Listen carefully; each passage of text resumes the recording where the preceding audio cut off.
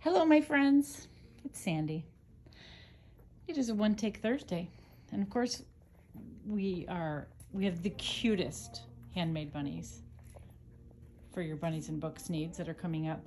But I never like to hurry seasons along, and so we did this kind of Four Seasons display, all about the earth and how kids can begin to observe and learn more about it, even babies. And then look at my teenager made this cute sign.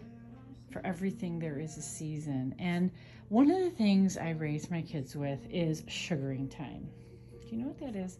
They make maple syrup from the sap that runs in maple trees, but it doesn't run until the season is predictably 38, 42. And if it goes back and forth, the trees are so smart, they won't let their sap go.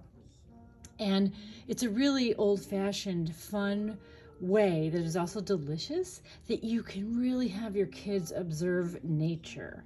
And this is my favorite book about it. This is great too. And I'm going to send you an article that contains a lot of the pictures about exactly how you gather the sap from trees. You kind of pound a hole, right? And have a spigot and you hang the bucket. And then when the tree says, fill the buckets with sap, and then you boil it down. And so this is about a little boy who has two things he's waiting for. It's almost time. And it's so sweet. It says, when Ethan had to eat his pancakes with applesauce instead of maple syrup one Sunday morning, he knew it was almost sugaring time. That's what they call it when the sap runs. Is the sap running yet, he asked. Dad shook his head. Not until the days get warmer. See, here's the problem. That afternoon, Ethan took his sled to the big hill. It was a sunny day, so he left his hat and his scarf and his mittens at home. Right? We've all done that in the last couple days. But the day wasn't warm. Dagburn it.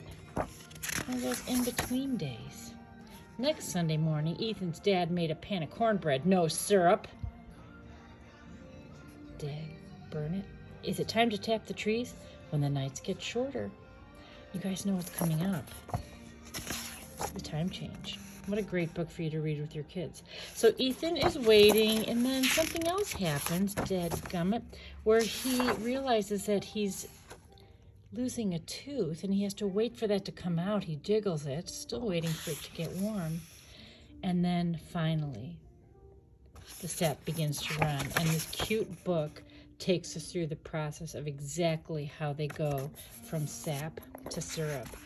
And it's just such a great way to introduce your kids not only to the concept of things worth waiting for, but something you can do a little, baby research on. There's so many charming things happening. In Vermont, the sap is almost running, and you can Google there are sites to watch, like when is the sap running?